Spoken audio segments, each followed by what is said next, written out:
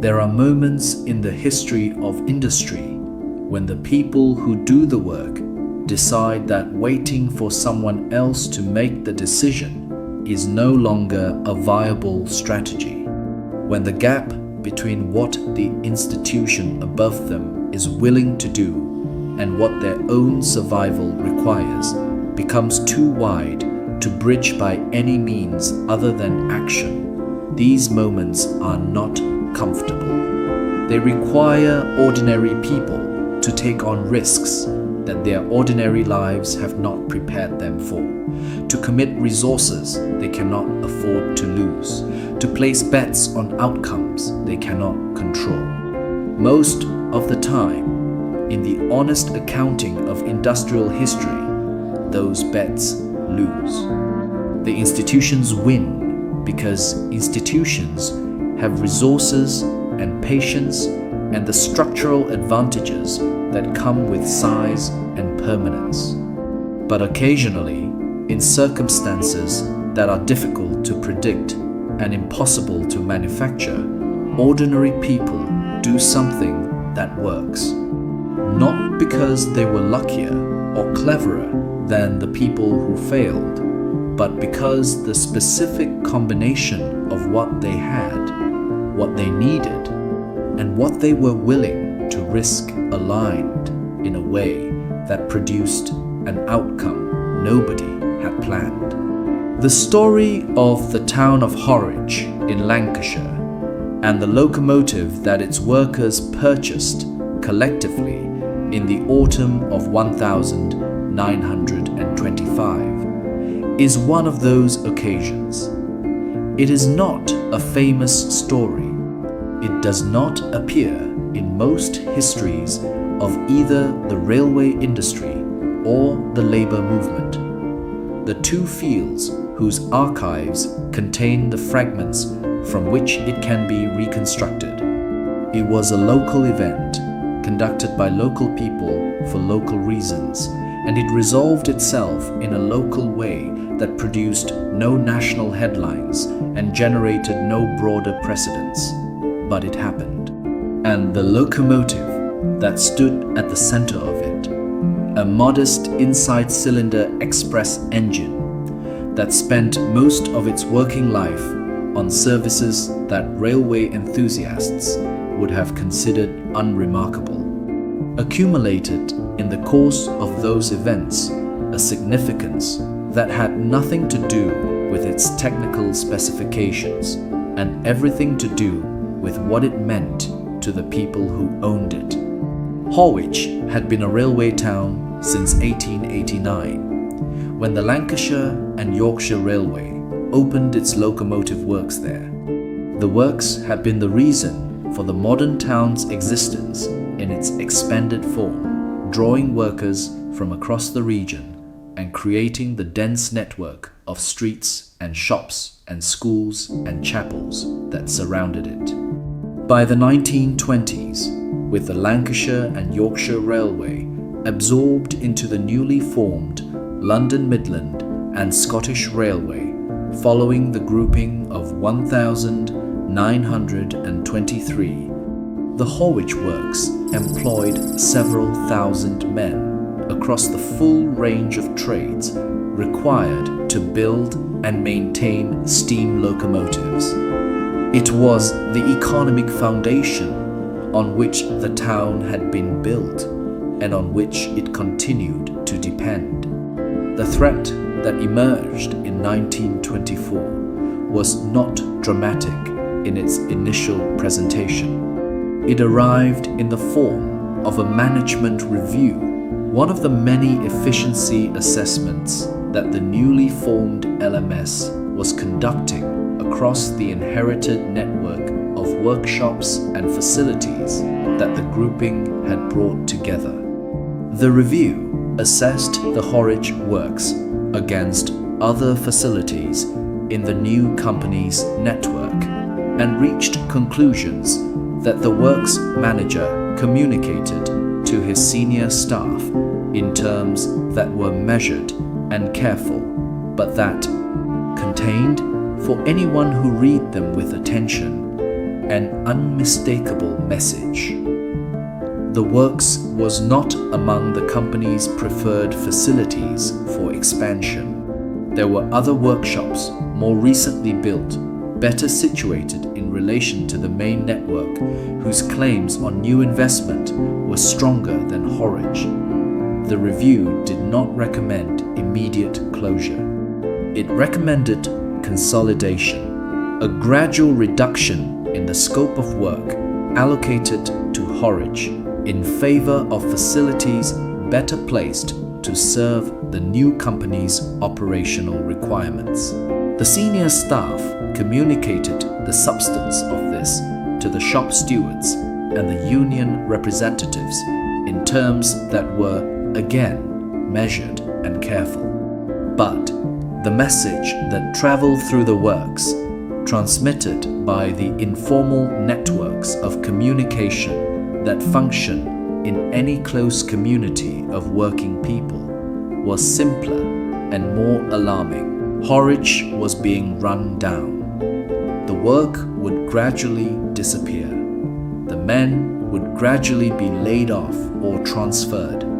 The works that had created the town and sustained it for 35 years was on a path that led, if not to closure exactly, then to a diminishment that would amount to the same thing for most of the people who depended on it. The response that developed in the weeks following this communication was not organized from above.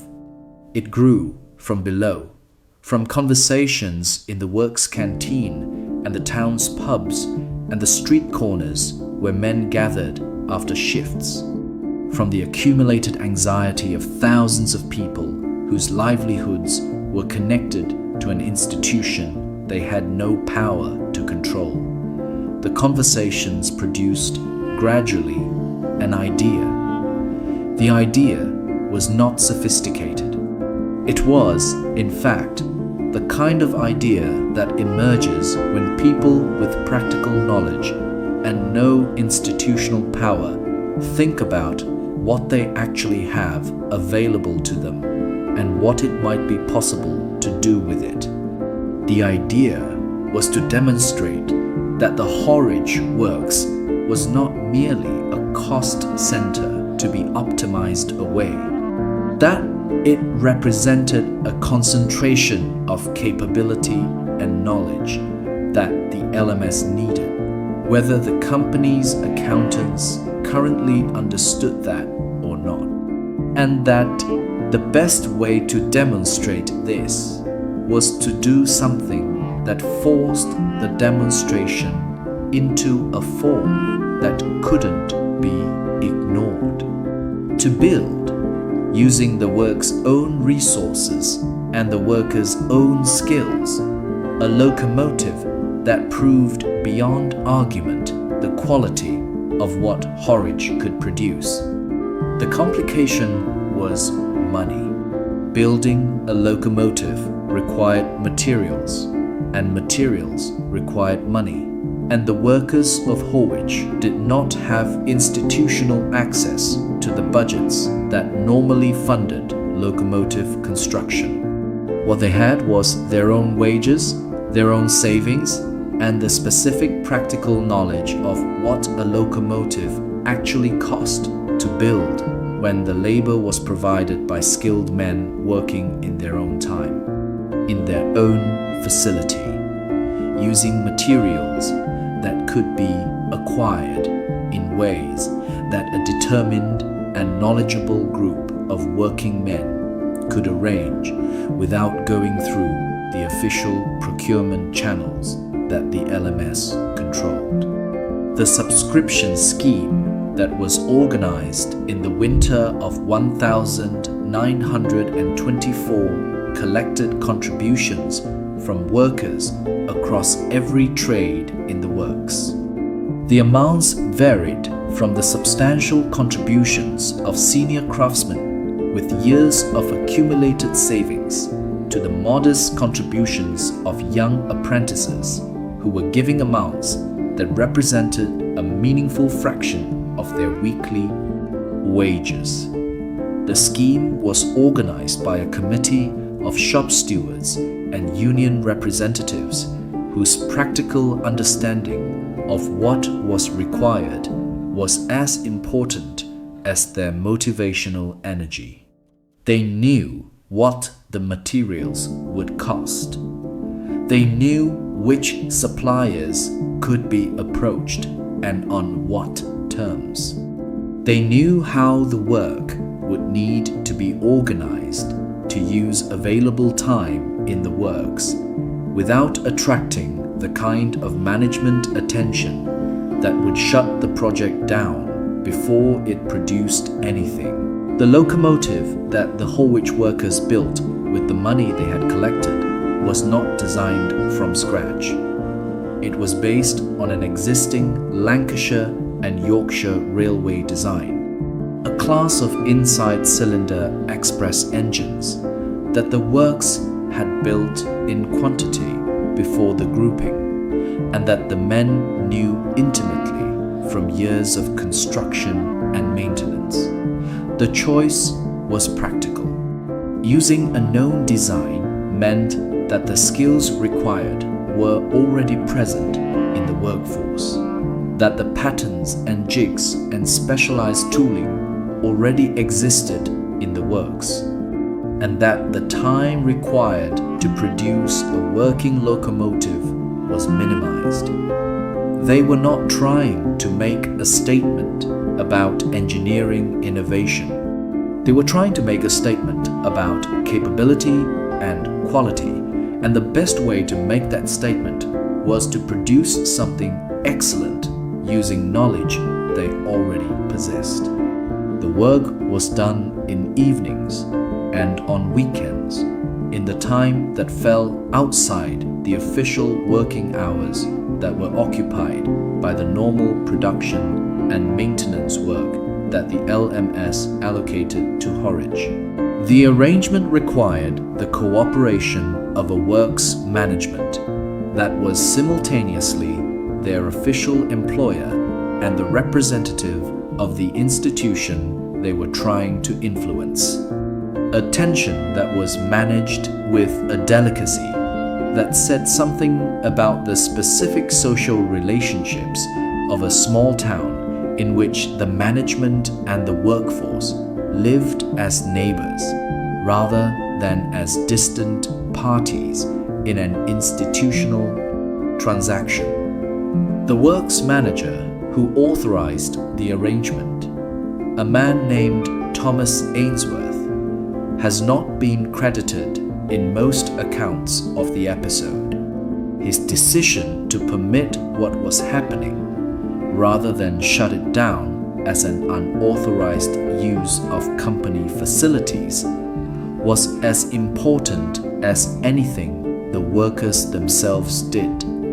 The locomotive took 14 months to complete, working in the available hours with the available resources. The quality of the work was, by all accounts that have survived, exceptional. The men who built it were building something that belonged to them in a way that nothing they built on company time belonged to them. And the difference was visible in the result. The tolerances were tighter than production standards required. The finish was better than specification demanded. The boiler, assembled by men who had spent years building boilers for someone else, was built with the care that you apply when the result is yours. When the locomotive was completed in the spring of 1926, the committee that had organized the subscription scheme faced the question they had always known was coming. What do you do with a locomotive that a group of workers built in their spare time? The answer was not obvious. They couldn't operate it themselves on the main line. They couldn't sell it without the kind of commercial infrastructure they didn't have. What they could do and what they did was presented to the LMS with a letter that set out, with a directness that the circumstances seemed to require, exactly what had happened and why. The letter explained that the workers of Horwich had built a locomotive at their own expense, using their own time to demonstrate the capability of the works and the quality of the workforce. It noted the technical specifications of the machine, which met or exceeded every standard the LMS applied to its own production. It asked, on behalf of the workforce, that the LMS acknowledge this demonstration by committing to the continuation of locomotive construction work at Horwich at a level sufficient to maintain the employment of the skills the works represented. The response from the LMS was not what the committee had hoped for, and not what they had feared. It was something in between, the kind of response that large institutions give when they have been maneuvered into a position where refusing to acknowledge what has happened would require a degree of indifference that even their most unsentimentally pragmatic managers it found difficult to sustain. The company accepted the locomotive, which became part of the LMS fleet, as a straightforward addition to its inherited stock. It issued a statement that acknowledged the quality of the work and expressed appreciation for the workers' commitment to the company's success. Phrasing that was careful enough to mean nothing while appearing to mean something, it made no specific commitment about future work allocation at Horwich. What it did do in the months following the presentation of the locomotive was allocate a program of new construction work to Horwich that was larger than anything that had been planned under the rationalization assessment. The allocation was never officially connected to the workers' locomotive or the letter that accompanied it. It appeared in the company's production planning documents as a straightforward operational decision driven by capacity and capability considerations.